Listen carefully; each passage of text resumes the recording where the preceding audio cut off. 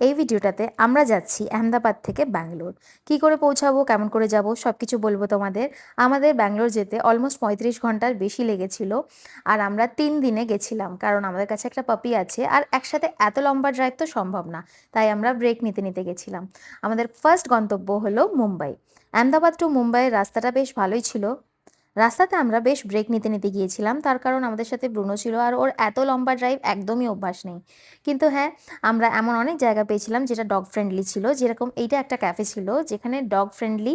আর আমরা ওখানে গিয়ে খুব ভালো করে বসে চা কফি খেয়ে সিঙ্গারা খেয়ে তারপর এসেছি। জীবনটা খুব সুন্দর না, যখন তোমার কাছে একটা পাপি থাকে, একটা বাচ্চার মতন। যখন আমাদের বাচ্চা থাকে আমরা বাচ্চার সুবিধা অসুবিধা বুঝে সেই রকম জায়গা বুক করি, সেরকমই তোমার কাছে যদি একটা পাপিও থাকে সেও তোমার সন্তানের মতন, তোমাকে সেই রকম জায়গায় দেখে যেতে হয়। আর তাতে আমার কোনো রিগ্রেট নেই, কারণ ও আমাদের লাইফের একটা ব্লেসিং। এইভাবে আমরা রাস্তায় যাচ্ছিলাম আর ভীষণ এনজয় করছিলাম ড্রাইভটা। বেশ লম্বা ড্রাইভ ছিল, আমাকে তো ড্রাইভ করতে হচ্ছিল না, রাহুল ড্রাইভ করছিল, তাই আমার তো বেশ মজা হচ্ছিল। কিন্তু আমি জানি ওর জন্য বেশ স্ট্রেসফুল ছিল ড্রাইভটা, তার কারণ ওর জন্য প্রথমবার এত লম্বা ড্রাইভ ছিল। যাই হোক, এইভাবেই অনেক এক্সাইটমেন্ট নিয়ে আমরা পৌঁছে গেলাম মুম্বাই। আর মুম্বাই পৌঁছাতে আমাদের বেশ রাত হয়ে গেছিলো, তার কারণ ভীষণ ট্রাফিক ছিল। কিন্তু যাই হোক, নেক্সট ব্লগে আবার দেখা হবে তোমাদের সাথে। আবার দেখাবো কি করে পৌঁছালাম আমরা ব্যাঙ্গালোর। টাটা।